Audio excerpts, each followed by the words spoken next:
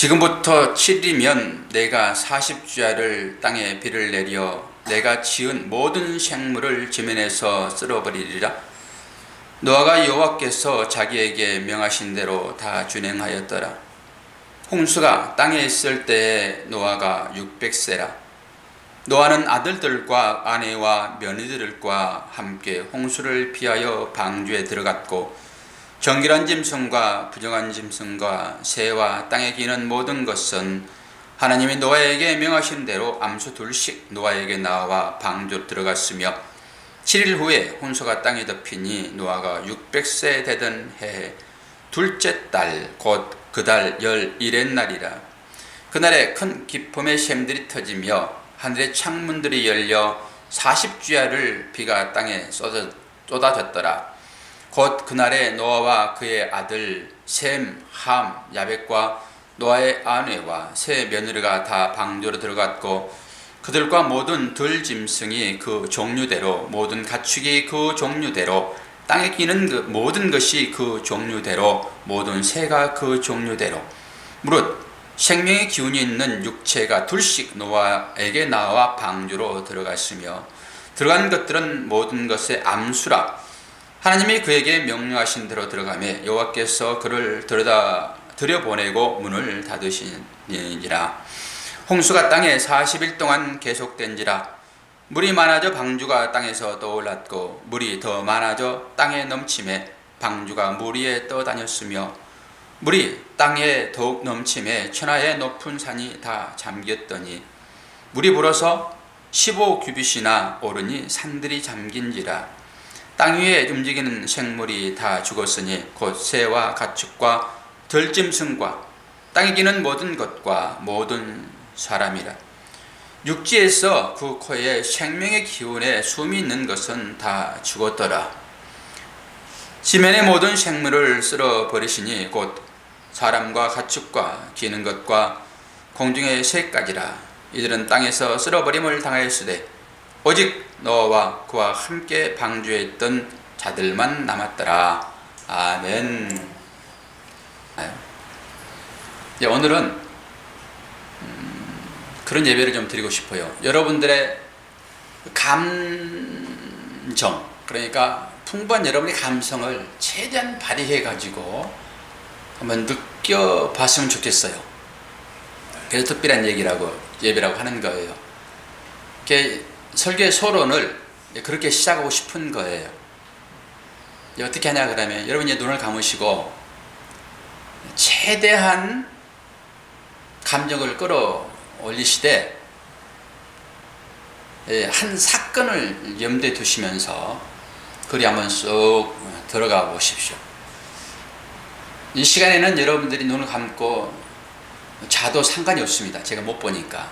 평상시에는 눈을 감고 있게 되면은 잠자는 걸로 제가 판단하지만은 오늘은 제가 여러분 눈을 감고 감기는 것으로 시작하니까 눈을 충분히 감으시고 깊이 한번 상상을 동원해 보십시오. 이게 서론입니다. 그렇게 시작할 겁니다. 그리고 제가 이제 눈을 뜨라고 하게 되면 여러분 눈을 뜨십시오. 지금부터 예배가 시작됩니다. 오늘 설교 제목은 5500년 전 2월 17일, 참 독특한 그런 제목이 되겠지요. 어떤 일이 발생이 되고 있는지 상상을 동원해 보시기 바랍니다.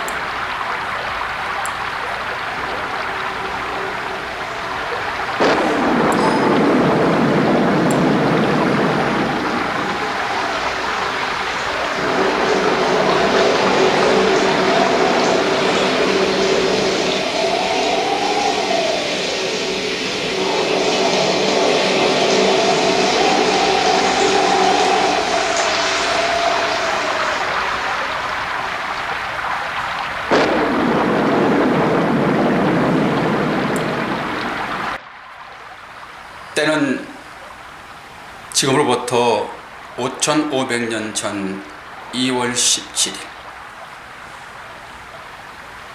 하나님의 장엄한 연주가 시작됩니다.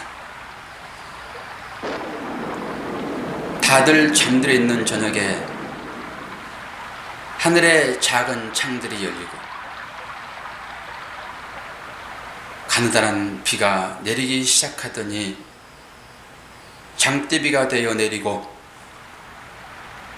땅에서는 물이 솟구쳐 올라와 삽시간에 한강을 이루었습니다. 타고 있던 배가 출렁이더니 굉음을 내며 움직이기 시작합니다. 물이 불어난 것입니다. 노아의 가족과 그곳에 함께 탑승한 짐승들은 하나님의 손길이 느껴집니다. 그들은 두 손을 모았습니다. 120년 동안 사람들의 조롱과 핍박이 생각나면서 하나님의 언약이 이루어지는 희열을 경험합니다.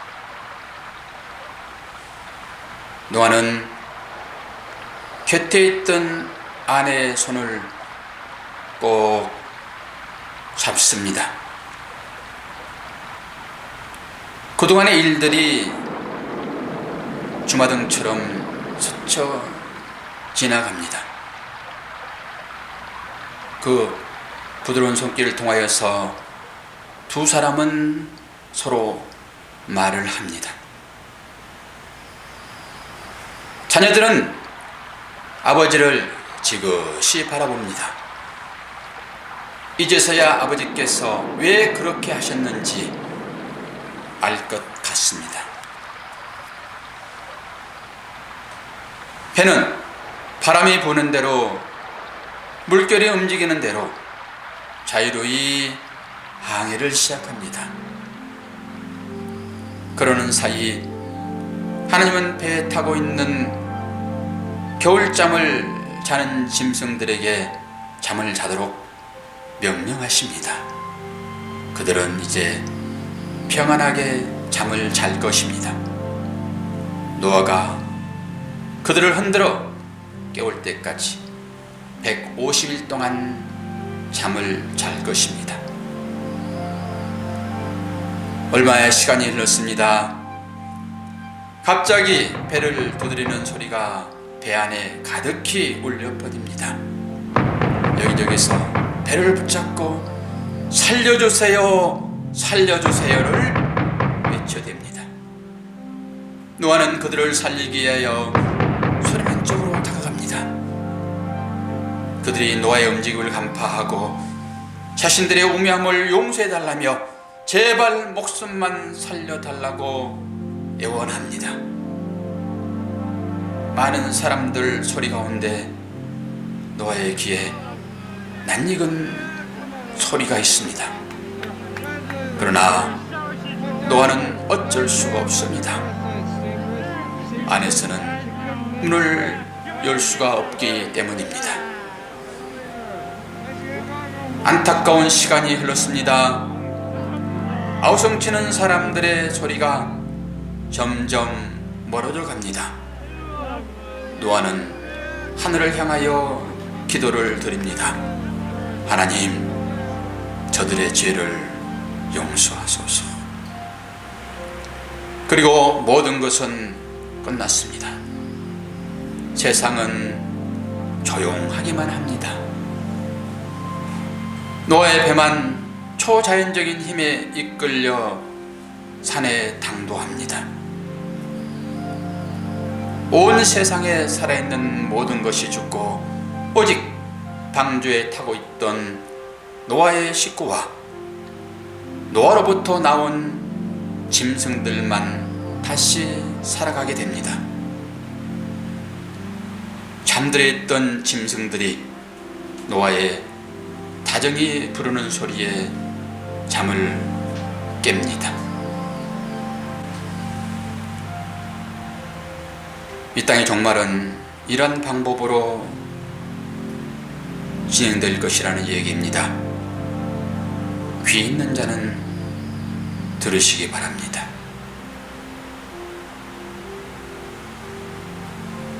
영상의 옆으로 자막이 흘러 올라갑니다. 출연진 노아, 노아의 가족, 사자, 호랑이, 토끼, 사슴 등등. 프로듀서 하나님, 도우미 지저스 크라이스트 엔드. 눈을 뜨십시오. 이렇게 설교를 시작한 사람은 아마 없을 것입니다. 추후에도 없을 것이고.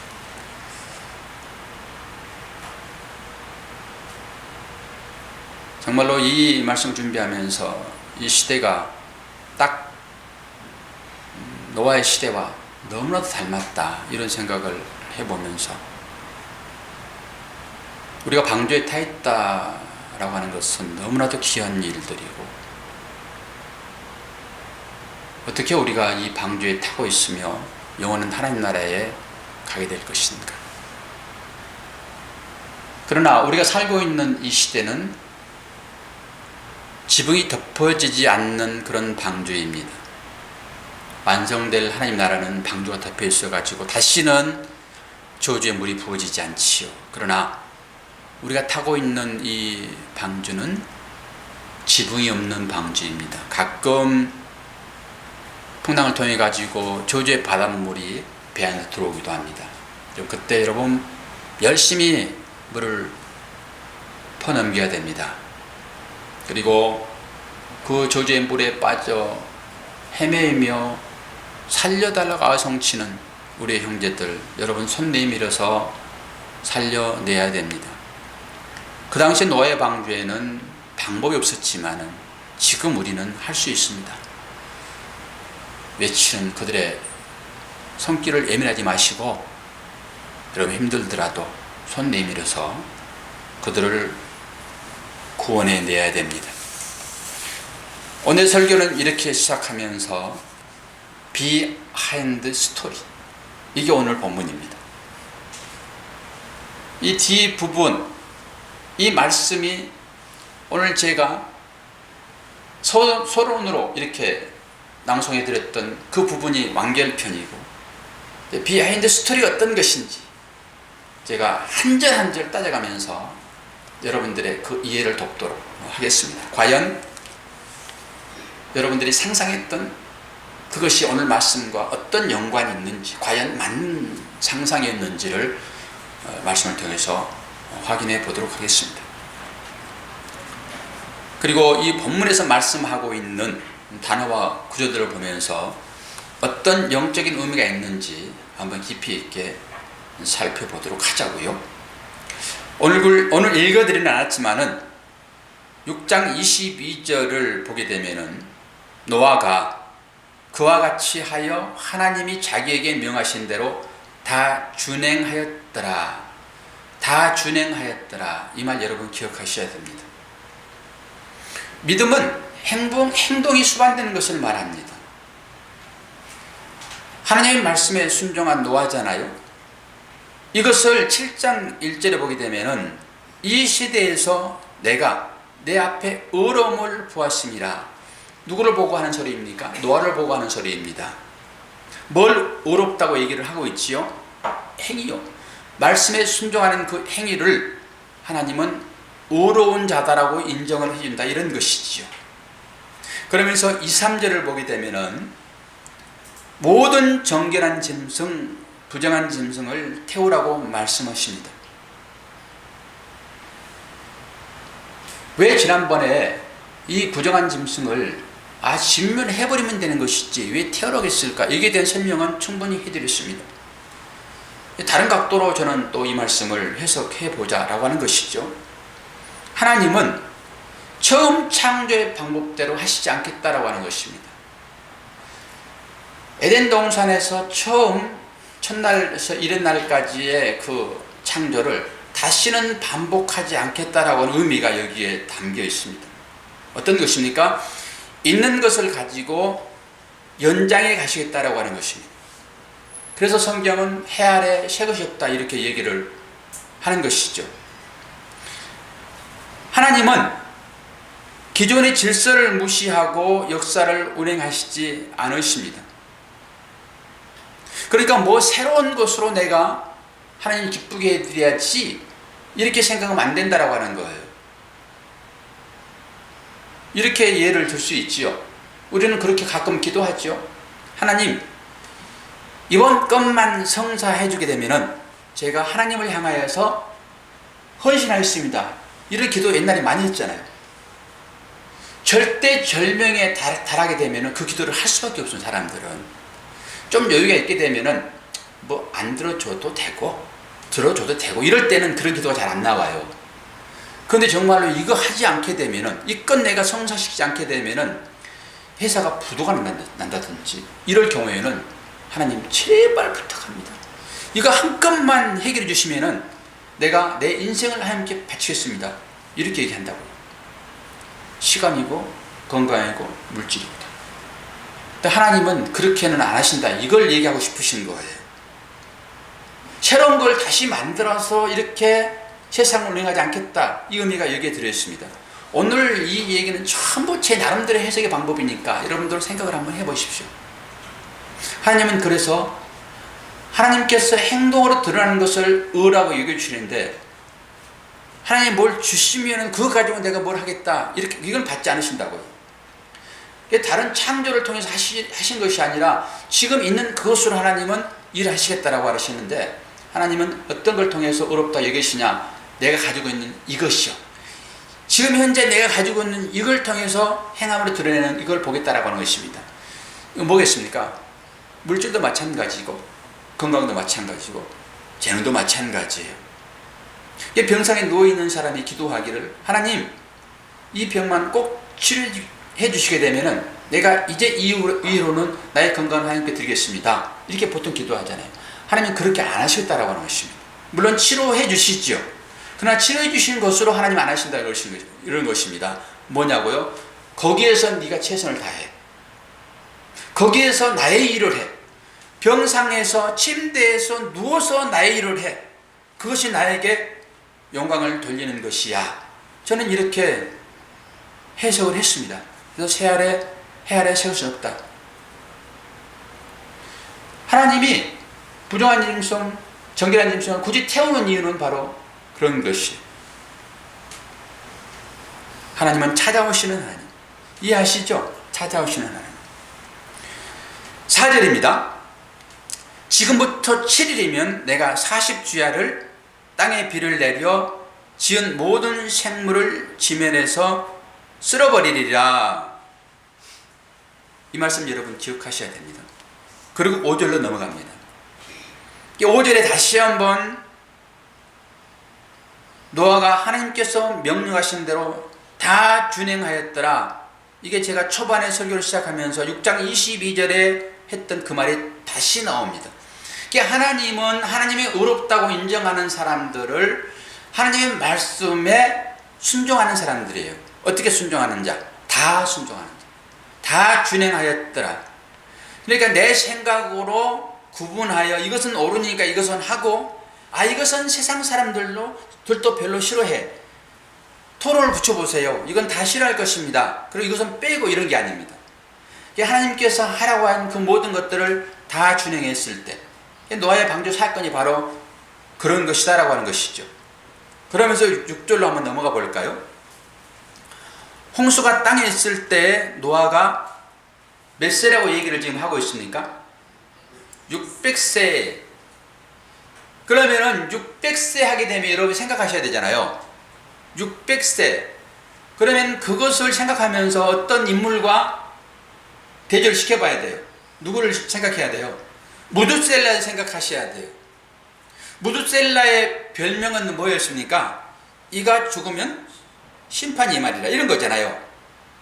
종말론적인 삶이 의인의 삶입니다. 노아가 그 삶을 살았거든요. 얘만 죽으면 심판이 임하는데 관심 갖지 않겠습니까?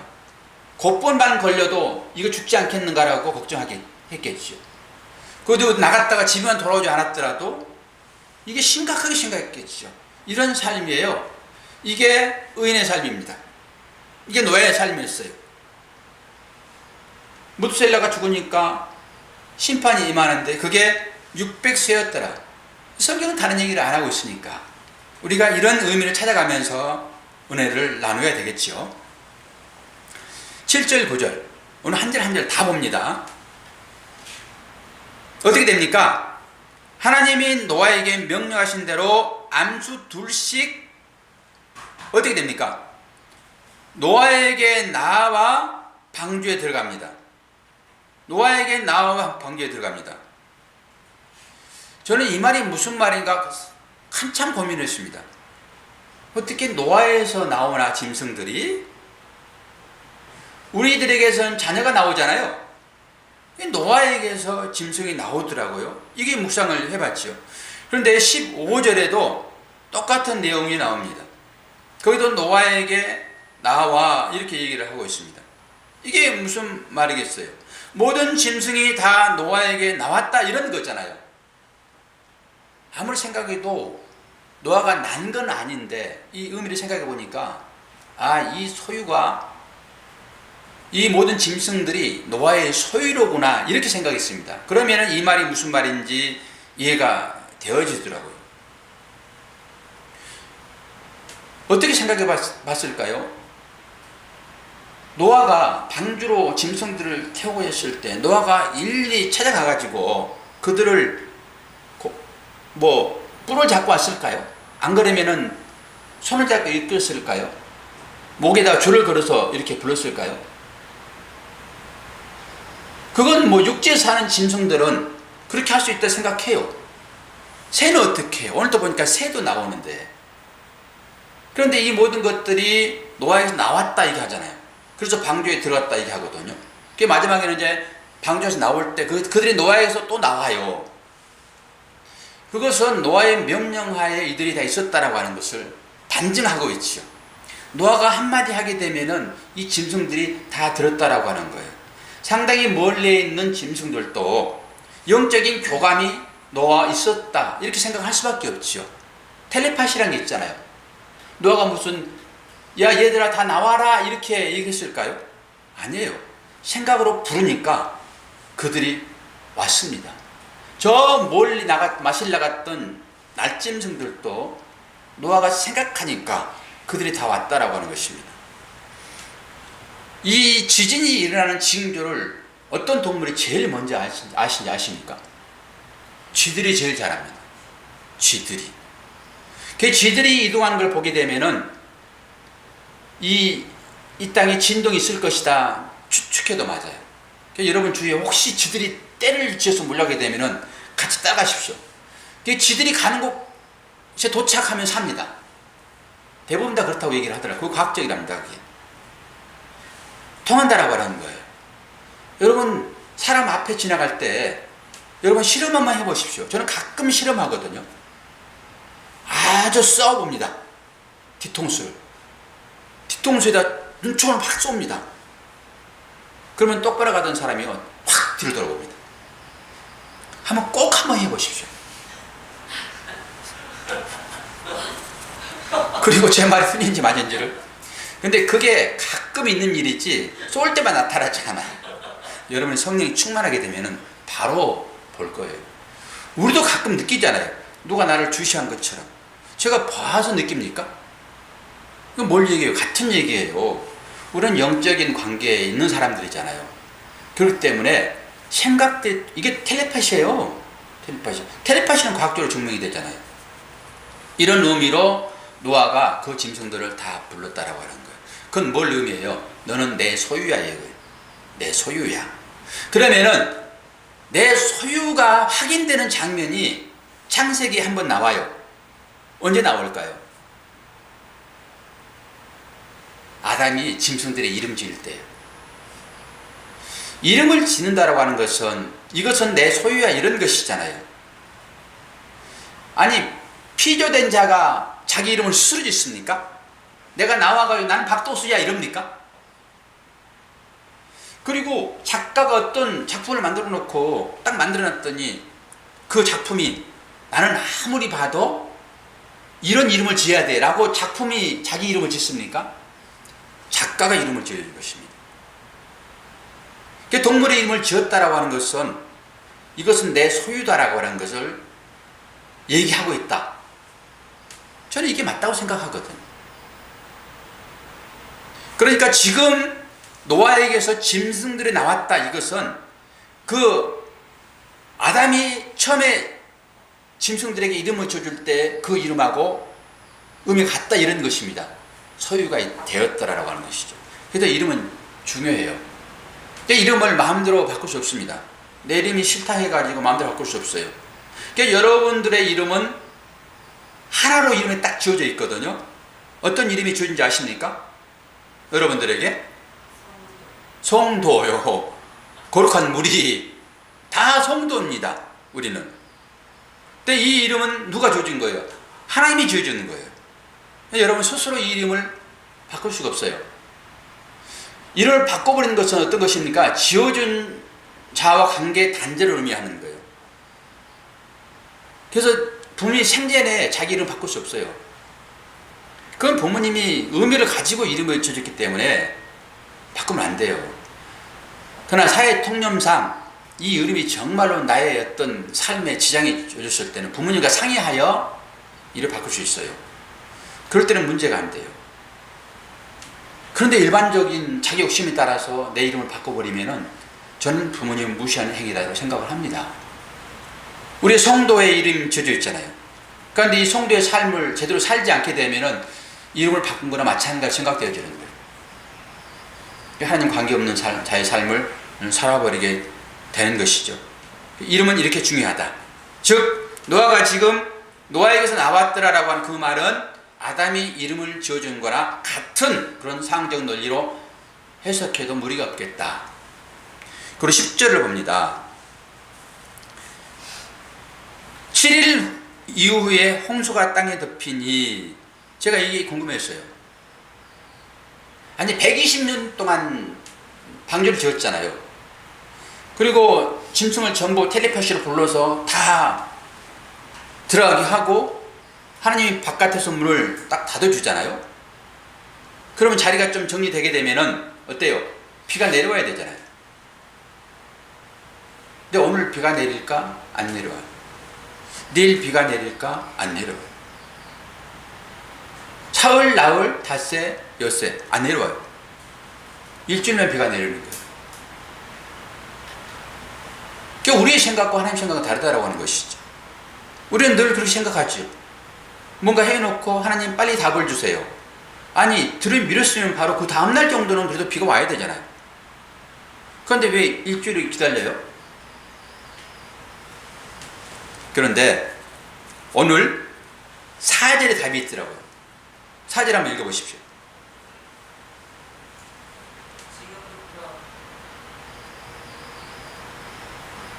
며칠이에요? 7일 이후면 비가 올 것이다 라고 4절에 하나님 미리 말씀해 두셨어요. 근데 우리는 이 말씀에 대한 의미를 생각지 않아요. 이게 약속이 언약이거든요. 그렇게 방주에 들어갔어도 저같이 쓸데없는 고민을 하면 안 돼요. 왜 비가 안 오지? 무슨 일주일이 있다 비 올 것이라고 약속했는데 들어가서 기다리면 되지. 왜 오늘 비가 안 오고 내일도 비가 안 오고 모레도 비가 안 와? 이렇게 하면 안 된다고 하는 것입니다. 하나님은 각자의 상황에 맞게 언약을 주셨어요. 방주에 들어갔다라고 하는 것은 어떤 것입니까? 언약을 주어서 언약을 이행하신 하나의 사건이에요. 그게 이렇게 내 언약을 이루겠다 이런 것이잖아요. 방주에 들어간 것은 완성을 의미하는 거예요. 뚜껑이 닫혔잖아요. 우리가 영원히 하나님 나라에 살 것을 미리 방주를 통해 가지고 얘기를 해주시는 거예요. 그러니까 제가 첨가하여 우리가 사는 그 삶의 형태는 뚜껑이 열린 상태라고요. 그 지나가는 상태. 그러니까 우리는 그런 완성된 하나님 나라에 지나가는 순례자의 삶이기 때문에 지나가면서 손들어서 살려달라고 하게 되면 우리는 살려줘야 돼요. 아니 나는 필요 없어라고 손살에 치는 사람도 우리는 억지로 가가지고 그 손을 붙잡아서 방주에 태워야 돼요. 우리가 그 일을 해야 되는 것입니다. 우리 의지와 상관없이. 왜? 명령이니까. 7일 이후면 분명히 비가 내릴 것이니까. 오늘 여러분 묵상하면서 심각하게 생각해 봤잖아요. 그게 사실인 거거든요. 그럼 우리가 거기를 가는데 어떻게 해요? 방주에 다 태우라고 하나님께서 우리에게 136을 줬는데 이거 시행해야 되잖아요. 내 마음에 들지 않더라도 이게 해야 되는 것입니다. 어느 순간에 비가 내리잖아요. 딱 그 순간에 일주일 이후입니다. 무드셀라가 딱 죽을 때 노아가 600세 되던 날, 그때가 내일일지 예배 시간 끝나고 일지 어떻게 합니까? 80년 이후일지 어떻게 합니까? 모르기 때문에 우리는 하나님의 언약의 이 긴박성을 생각하시면서 최선을 다해야 돼. 유집사님이 지난주에만 예배만 나와서 제가 한마디 하겠는데 예배를 안 나와가지고 이 말을 드릴 수가 없어요. 지금 또 시험 받아볼 수 있으니까. 그러나 오늘 예배에 나오지 않는 분들 설교 들으시면서 꼭 생각하십시오. 오늘 하나님의 은혜가 약속으로 이 시간에 다 입혀져 가지고 오늘 예배 드리는 우리 모든 성도들은 돈을 이제 한 10년 후에 1억씩 하나님께서 줄 것인데 이거 못 받으면 어떻게 합니까? 듣든지 말든지. 그런 마음으로 언약을 생각해야 되고 그런 마음으로 여러분들이 이 긴박성을 가지고 삶을 살아야 되는 것입니다. 꼭 여기 와서 예배 드리는 것만이 온전한 예배는 아니죠. 여러분 삶 가운데 그런 마음을 가지고 살아가는 것, 이게 순종이에요. 이렇게 사는 사람들을 하나님은 의인이라 얘기하시면서 그 의인만이 노아의 방주에 들어가는 거예요. 하나님은 계획 없이 절대 행하시지 않으세요. 기다리면 돼요. 조급하지 않으면 됩니다. 우리는 너무 조급해요. 너무 조급해요. 사업 시작해놓고 1년 쇼 봐야지. 개척해놓고 5년 안에 성도 200명 모아야지. 저도 그렇게 계획 세워서 노예 보고하고 있거든요. 근데 어제 개척 예배 드리는 우리 사랑하는 주위의 동역자 김 목사님도 5년 있다가 야만을 가지고 말씀하셔서 제가 꿈을 깰 수 없어가지고 한마디 하지 않고 그냥 왔지만은 현실은 이상과 다르다. 그래도 불구하고 제가 내년 제 6주년 샤워하는 교회 설립일 때 권사님들을 세우겠다 이런 꿈이 제가 생겼어요. 그러면서 눈을 돌아보면서 안수 집사님 세울 분 안 계시는가? 이렇게 생각했어요. 아주 축제로 할 거예요. 축제. 그러면서 교회도 조금 지장도 하고 괜히 그 생각하니까 막 기뻐지는 거예요. 우리는 이 복음을 가지고 있는 우리들은 이제는 옛날 내가 장로가 돼서 장로 타이틀로 목에 힘줘야지 이거 아니에요. 이제 권사가 돼서 안수집사가 돼서 옛날하고 는 다른 차원의 대접을 받아야지 이런 거 우리 아니에요. 이걸 아는 사람은 대장로도 돼. 대장로. 그래도 전혀 상관없어. 우리가 누리면 되는 그런 부분들은 너무 거기에 속박될 필요가 없어요. 무슨 말인지 잘 아시겠죠? 여러분 기도하셔서 우리는 다 권사님 되고 다 안수집사님 되고 장로는 안 되는 것이 우리 교회 마음대로 할 수가 없어요. 노예의 승인을 받아야 하기 때문에 그건 마음대로 할 수 있어요. 그거 하고 싶은 여러분 전도 열심히 하셔가지고 인원수를 채워야 돼. 이건 우리가 마음대로 안 되니까 마음대로 할 수 있는 일은 권사님과 안수집사님 세울 수 있는 거예요. 그래서 우리 교회 분위기를 좀 쇄신하고 우리가 이제 간보가 됐으니까, 하나님의 그 책임이 더 커졌으니까 우리가 이제 그 커진 만큼 더 열심히 이 하나님의 사명을 감당해야지. 이렇게 나가면은 하나님이 그 일을 기뻐하시지 않겠습니까? 이렇게 저는 생각을 하는 것입니다. 자, 12절 보니까 40주야를 비가 땅에 쏟아졌더라. 지금 이 얘기는 비하인드 스토리예요. 자막 쭉 올라가고 나머지 영상 보게 되면은 지네들끼리 막 웃고 떠들고 실수하고 이런 장면들이 나오잖아요. 영상 보게 되면은 그런 과정을 통해 가지고 하나의 영화가 됐단 말이에요. 그 앞 부분이 영화의 완성품이고 뒤 부분이 이런 부분이 비하인드 스토리. 40일 동안 비가 쏟아졌더라. 그러면 40을 저는 생각해 보는 거죠. 성경에서 40의 의미가 뭐가 있지? 이러고 찾아보는 것이죠. 그랬더니 에서와 이삭이 결혼한 나이, 요셉의 장례기일, 40년간 광야 생활, 그리고 모세가 시내산에 있는 40일 동안 날짜, 40일 동안, 그리고 성소의 길이 40규빗, 솔로몬이 다스리던 해, 모세가 애굽에 40년, 그리고 광야에 40년, 부름받아 40년, 이런 의미.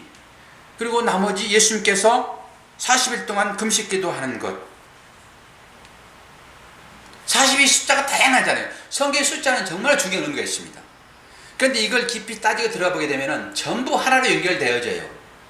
근데 우리가 그렇게까지 해석할 수는 없고, 그러면 오늘 40일 주야에 비가 내렸더라 이 말과 같은 어떤 어구를 찾아봤더니 출애굽기 24장 18절입니다. 모세는 구름 속으로 들어가서 산 위에 올랐으며 40일 40야를 산에 있으리니라. 똑같이요. 40주야에 비가 내렸잖아요. 오늘 말씀 보니까. 그런데 모세가 40주야예요. 이게 40일 40야 이거에 40주야예요. 그러면서 성경을 해석해 보는 거예요. 이것과 제일 가까우니까. 40일 비가 내렸더라. 이 말을 하고 성경은 아무 얘기 않거든요. 그리고 방주 사건으로 계속 이어지는 거예요. 그럼 이게 영적으로 어떤 의미가 있지? 해석할 수 없습니다. 그런 다른 성경의 구절을 통해 가지고 이 의미가 드러나는 거예요. 이게 성경 신학적 해석 방법입니다. 그러면 해석이 되어지는 거예요. 그렇게 봤더니 모세가 40주야에 있었던 때는 뭐예요? 율법 수요 장면이에요. 하나님께서 율법을 모세에게 주는 그런 기간이란 말입니다. 그런데 모세에게 주었던 그 율법은 사람을 살리기도 하고 사람을 죽이기도 해요. 어떤 것입니까? 죄를 드러나게 해가지고 죽여서 살려내는 거거든요. 율법은 그 역할을 하는 것입니다. 그러니까 우리는 한 번은 무조건 죽어야 되는 거예요. 죽어야지만이 부활로 이어진 거잖아요. 그런데 죽으면 사람들이 싫어하니까 부활은 있을 수 없지요. 이게 부활만 생각하는 거예요. 이 모세가 율법을 받는 것은 그런 의미가 있다라고 하는 것이죠. 율법이라고 하는 것은 사람을 죽여서 살려내는 거잖아요. 홍수가 딱 그런 것입니다. 죽여서 살려내는 의미가 있잖아요. 근데 하나님은 사랑의 하나님이시며 또 어떤 하나님이세요? 공의의 하나님이십니다. 이건 충돌 같지만은 충돌이 아니에요. 하나님은 사랑과 공의를 동시에 이루셔야 되는 거예요. 여러분, 하나님을 사랑만 보면 안 돼요. 공의가 분명히 있어요. 공의는 어떤 것입니까? 행한 대로 갚은 거예요. 죄를 짓게 되면은 그 죄는 그 싹시 뭐예요? 사망이잖아요. 그런데 사망으로 가버리게 되면은 사랑은 뭐예요? 이게 안 되잖아요. 그러니까 하나님은 사랑과 공의이신데 그게 충돌 없이 이루셔야 되는 거예요. 율법이 살리기도 하고 죽는 것이다. 이런 측면에서 오늘 방주의 사건이 어떤 거예요? 죽여서 살리는 거거든요. 그럼 뭘 죽이고 뭘 살리는 거예요? 방주는 누구를 상징하는 거예요? 예? 예수 그리스도잖아요. 그러니까 예수 그리스도를 죽여서 방주 안에 있는 자들을 살려내는 거예요. 율법이 바로 그런 것입니다. 그러니까 40주 40야가 그렇게 떨어지는 거예요. 그러니까 이게 깨달아지면은 유레카 나오는 거예요. 성경 공부하다가도. 이런 의미가 있구나. 그 성경을 여러분 연구하셔야 돼요.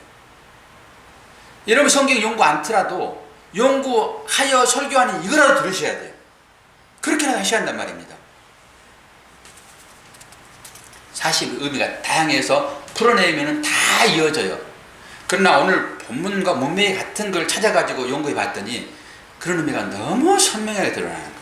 율법 수여 장면. 그리고 또 하나의 사건이 있는데요.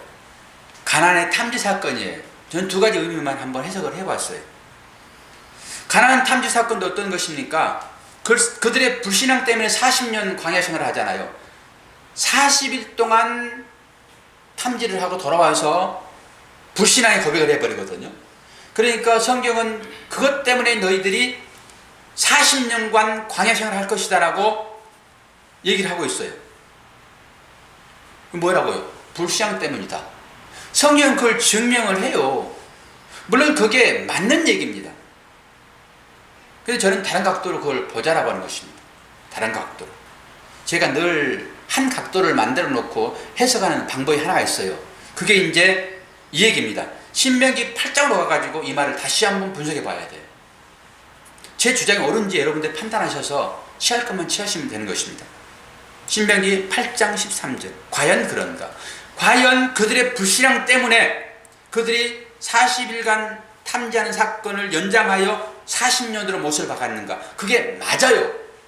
그런데 또 다른 하나의 사건이 교회에 의미상으로 있다고요. 신명기 8장 1절 3절 읽어드리면 알아요. 내가 오늘 명하는 모든 명령을 너희는 지켜 행하라. 그리하면 너희가 살고 번성하고 여호와께서 너희의 조상들에게 맹세하신 땅에 들어가서 그것을 차지하리라.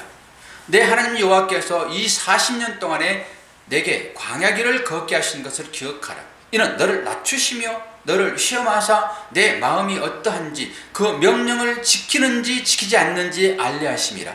너를 낮추시며 너를 줄이게 하시며 또 너도 알지 못하며 내 조상들도 알지 못하는 만나를 먹이신 것은 사람이 떡으로만 사는 것이 아니요 여호와 입에서 나오는 모든 말씀으로 사는 줄을 내가 알게 하려 하심이니라. 아멘. 이게 예수님께서 사단의 시험을 이기는 그 본문 말씀이 이 말씀이거든요. 사람이 밥을 먹는 것은 너희들이 그 밥으로만 사는 것이 아니라 하나님의 입에서 나오는 그 말씀으로 사는 거야 라고 그 밥을 줬다 이런 거예요. 예수님께 찾아왔던 많은 사람들이 빵을 추구하게 왔잖아요. 주님이 그 말씀을 하시는 거예요. 그러니까 우리가 현상적으로 보아지는 이 모든 것들은 다른 얘기를 하고 싶어서 이 얘기를 주고 있다 이런 것입니다. 여기에 대입시키면 답은 다 나옵니다. 그래서 이걸 풀어보는 거예요. 물론 그들의 불신앙 때문에 그들이 광야 생활을 했다라고 성경이 기록하고 있지만은 이 말씀을 비춰보게 되면은 어떤 거냐고요? 그들이 나를 섬기는지 안 섬기는지 명령을 지키는지 안 지키는지를 보기 위하여 광야 생활을 하겠다라고 하는 것입니다. 그러면 알지요? 우리들에게 다양하게 찾아오는 여러 가지 광야 같은 것들, 이것은 뭘 하기 위한 것이냐고요? 말씀에 순종하냐 안 하냐? 너 의인 맞지? 너 방주에 들어가서 지금 살아있는 자 맞지? 그런데 네 실제 삶은 지금 그 믿음이 나오는지 내가 보기 위하여 너에게 지금 시험을 준다. 이게 광야입니다. 너무 선명하죠. 하나님 말씀이 너무 선명하죠. 그리고 우리 인생사가 너무 적나라하게 드러나 버렸죠. 그러니까 여러분들은 이 해석을 할 수 있는 사람이 되었기 때문에 모든 사람들이 당하는 그 일들을 점쟁이가 말하듯이 할 수 있어요. 그 말이 무슨 말입니다. 정확하게 말할 수 있어요. 이것은 내가 그 상황을 해석할 수 있어야지만 그 말을 할 수 있죠. 그리고 그걸 경험해야지만 그 말을 할 수 있는 것입니다. 이런 자만이 담대하여 세상을 이기는 힘이 있다라고 말하는 것입니다. 이런 사람들을 세상이 감당하지 못할 자라고 얘기하는 거예요. 다 분석해버리잖아요. 사단도 모르는 일들은 분석하고 삽니다. 이게 예언자예요. 여러분, 예언자가 무슨 미래에 닥칠 일들을 예언하는 게 그걸 말하는 게 아니에요. 그래서 맡을 예자예요. 맡을 예자. 하나님 맡은 자, 하나님 말씀을 맡은 자를 예언자라고 얘기하는 것입니다. 그래서 하나님의 말씀을 맡은 자들은 이 말을 할 수 있어야 되는 것이에요. 이 말씀을. 상황들이 주어지는 그것을 볼 수 있어야 되는 것입니다. 이걸 무슨 도덕적으로 윤리적으로 풀어내버린 것이 아니라 이 말씀이 가지고 있는 의미가 무엇인지 볼 수 있어야 되는 거예요. 그래서 이 방주 사건이 바로 우리를 그렇게 구원하시겠다라고 하는 하나님의 사인이라고요. 13절 20절 말씀, 긴 말씀인데 여기에서 두 가지만 뽑아서 설명을 드리고 마치도록 할게요. 여기 보니까 가축이 그 종류대로 배에 다 들어갔다 얘기하고 있거든요. 종류대로 쭉 얘기를 하고 있습니다. 진화론을 뒤집을 수 있는 단어입니다. 하나님은 처음부터 종류대로 만드셨어요. 창세기를 우리가 공부하고 있기 때문에 창세기를 공부하신 여러분들은 진화론의 학설을 아무리 얘기하더라도 모든 것들의 기준은 성경이니까 성경이 말하는 것으로 잣대가 되는 것입니다.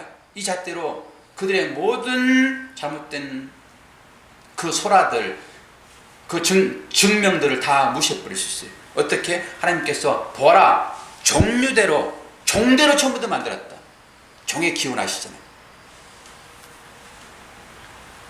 그리고 또 하나 사건은 모든 산들이 잠긴지라. 이제 150일 동안 잠겨 있거든요. 150일 동안 산들이 다 잠깁니다. 저는 이게 무슨 말인지 골치 잡히고 생각을 안 해볼 수가 없잖아요.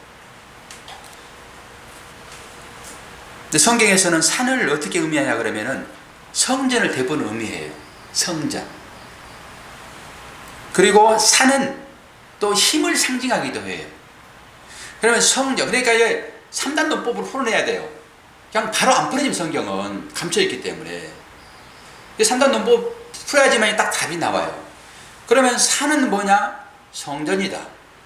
그럼 성전의 역할은 뭐지? 예배 드리는 것이지? 예배는 뭘로 드리지? 말씀을 드리잖아요. 그 말씀은 뭡니까? 율법이죠. 율법. 그러니까 산은 이꼬로 율법이다 이렇게 보는 거예요. 그러면 그 산들이 다 잠겼다. 율법은 뭡니까? 사람을 죽이는 거잖아요. 율법은 죽여서 살리는 법이니까. 그 모든 산들이 다 잠겼다. 그런데 그 산들을 잠긴 산들을 위에서 뭐가 떠다니냐? 방주가 떠다니더라. 그 방주는 뭐냐? 예수 그리스도지. 뭘 얘기하지? 모든 세상들의 가치관이 예수 그리스도의 은혜의 복음으로 다 잠기게 만들어버린 것. 저는 이렇게 해석을 했습니다. 이건 저만의 해석이에요. 이런 해석을 누가 해주겠어요? 이 시대가 그렇게 모든 세상들이 얘기하고 있는 철학, 또한 종교, 사상, 문화, 이 모든 것들을 잠잠케 할 수 있는 유일한 것은 배밖에 없어요. 그래서 산들을 전부 잠기게 하는 거예요. 오묘하지 않습니까? 이 설교를 듣는 신학자들이 어떻게 반응할지 모르겠지만은 저는 그렇게 하여 이 방주의 사건이 그런 의미가 있구나. 마지막에는 세상 모든 것들은 다 물러가고 다 산되고 싶어 하잖아요. 다 그 산 꼭대기에 오르고 싶잖아요. 그 알프스 히말라야에 왜 오르고 싶은 거예요? 내가 거기 가서 택이 꽂았다 이런 거잖아요. 이름 내고 싶은 것이죠. 그것밖에 더 있습니까? 거기에 죽음을 불사하고 가는 것이 그 외에 뭐 있겠습니까? 자기 욕망 채우는 거 아니겠습니까? 모든 사람들이 그 위로 가는 거죠. 그 모든 것들을 평정시키는 방주, 하나님의 은혜, 예수의 발 아래 침묵하게 될 것이라는 것을 이 방주를 통해 가지고 말씀해 주고 있더라 이것이죠.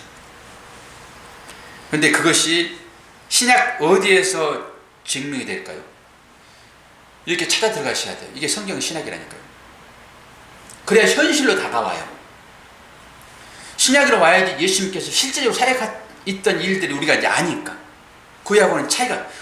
주전 5500년 전 2월 17일이 언제예요? 이 방주 사건이에요. 5500년 2월 17일 날 방주 떴다니까요. 그리고 150일 동안 물이 차 있었잖아요. 그 5월 설교는. 그래서 이 5500년 전 2월 17일 5개월 포함하면 뭐예요? 7월 17일 제목이 물이 빠진 기간. 3, 5, 15, 5개월이더라고. 딱 계산해보니까. 150일이 딱 5개월이에요. 그런데 그게 그대로 나와요, 성경에. 우리가 눈을 안 뜨고 보니까 이 의미들이. 그런데 신약에 이 방주의 의미가 그대로 다시 한번 보여주는 거예요. 그때 그 얘기가 이런 얘기다라고 보여주는 거예요. 마태복음 13장 25절. 신기했어요. 연구하면서. 새로운 각도로 이렇게 보는 거예요. 마태복음 14장 25절 27절. 어떻게 이 말씀이 그렇게 연결되지? 그렇게? 이게 보이는 거예요. 마태복음 14장 25절 27절.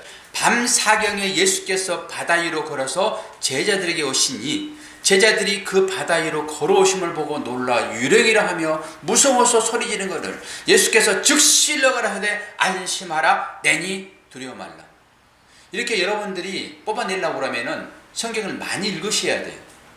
그래야지만이 이 의미가 신약에 어디가 있었고 이 신약의 의미가 구약에 어디가 있었지라고 답을 맞추는 거예요. 그러면 구약에는 그림자잖아요. 동영상이고 신약은 그 동영상을 설명하는 자막이라고 말씀드렸잖아요. 자막 없이는 이 동영상을 알 방법이 없습니다. 여러분 영어 잘하시다고 그러면 그냥 자막 없이도 볼 수 있지만 저는 영어를 잘 모르기 때문에 자막 없이는 깜깜이야. 자막이 있어야지 그 영화에 대한 감정을 몰입하여 볼 수 있죠. 이 구약이 자막 없는 구약은 모른다니까요. 그래서 신약으로 구약을 반추시켜버리는 거예요. 그러면 그 구약, 물에 잠겼던 산들에다 잠기고 했던 것들이 뭘 말했지? 나름대로 설명을 제가 다 해드렸는데 이렇게 또 연결되는 거예요. 아, 그 얘기가 이 얘기라고 주님이 말씀하시는구나. 말씀 안 하시잖아요. 바다를 걸으시면서 무슨 말씀 한마디 하세요? 김전 집사, 그때 그 방주가 산 위를 둥둥 떠다닌 것은 이 얘기야. 그래서 내가 이게 물을 받고 있는 거야. 이 얘기 해줘요? 그러니 이렇게 풀어가지고 여러분들이 이해를 돕고 그 말하구나 여러분들이 진리를 깨닫게 하시는 이 선생의 말로 밥을 사주고 싶은 선생이죠. 곱창도 공짜로 줘야 돼.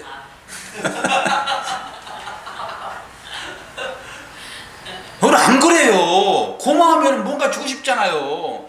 최고의 여러분들의 양식은 영의 양식이에요. 밥 먹는 것도 그 차원에서 주는 것이니까. 그런데 그 영의 양식을 여러분들이 이 시간 공급받았으니 당연히 목사님 오늘 식사 좀 많이 하세요 라고 말할 수 있어야지. 혼자 그냥 맛있게 먹어버리고 목사는 먹든지 말든지 이런 은혜를 받지 않는 사람들이란 말입니다. 오늘은 저를 제일 먼저 밥을 먹도록 여러분들이 배려를 해주셔야 돼요. 그렇다고 제가 먹지도 않지만 저는 여러분들이 다 드시는 거 보고 그때서 먹고 싶어요. 진짜로. 제가 기분 제일 좋은 모습이 뭔지 아세요? 첫 번째는 여러분들이 예배 시간에 따복 영의 말씀을 받고 드시는 그 모습. 이 모습이 최고 기분 좋고, 또 하나 육적인 밥 먹는 모습이 최고 좋은 것은 4살짜리 아이들이 선생님하고 둘이 도란도란 밥 먹는 모습. 저는 거기만 들어가면 아주 뿅 가요. 얘들이 밥 먹는 모습이 뭐가 이쁘냐 그러겠지만은 저는 그게 기분이 좋은 일이고 기쁨에 충만된 일이라니까요. 그래서 밥 먹는 모습 보려고 그러면 선생님 눈치를 줘버리니까. 그러니까 보고만 와요. 그냥 꼭 한 번씩 슬쩍 지나보고 옵니다. 7살 먹은 밥 먹는 애들도 그것만 봐도 기분 좋은데 4살짜리 밥 먹는 모습 보게 되면요 설교예요. 여러분들은 모르시죠? 그런 감정. 그렇게 기분 좋으세요? 김정 집사님 4살짜리 먹는 애들이 밥 먹는 모습 보면서 은혜 받을 수 있어요? 좋아요. 그게 은혜죠 뭐. 그게 좋은 게 은혜잖아요. 우리는 그렇게 표현하잖아요. 은혜 많이 받으십시오 김정 집사님. 제가 의미를 두고 얘기하는 거예요 지금. 그러니까 이 목사가 말할 때 간접적으로 돌려서 말하는 것을 다 새겨 들으시고 아, 저 목사가 나한테 이런 것을 얘기하는구나 라고 들을 수 있는 귀가 있어야지. 귀 있는 자는 들으세요. 4살짜리 한테 밥 먹는 모습을 보면서 밥 흘리지 말고 똑바로 잘 먹어 이놈 자식아. 그러면 안 된다고요. 그냥 그 먹는 모습 자체로 즐거워야 돼.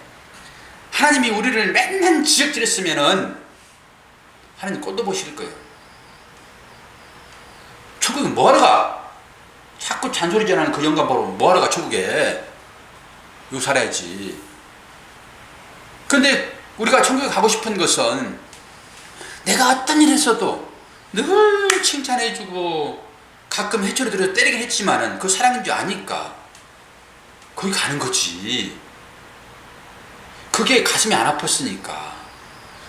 그런데 시때도 없이 그냥 내가 잘못을 내가 잘 아는데 자꾸 지적질하게 되면은 그걸 가고 싶냐고. 거기를 천국에 안 가보고 말이지.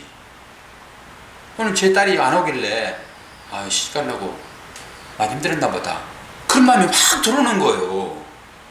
예배는 조금 저기 하겠지만은 그래도 이게 온 이것을 보게 되면은 제가 눈물이 쏟아져요. 진짜 이제 눈물 나려고 그래. 이 반전에 거친 누워있잖아요. 가지도 못하고. 저는 보내고 싶어. 내가 말해서 그냥 보내려고 그랬어. 근데 사모는 죽더라도 여기서 죽어라 그런 마음이니까.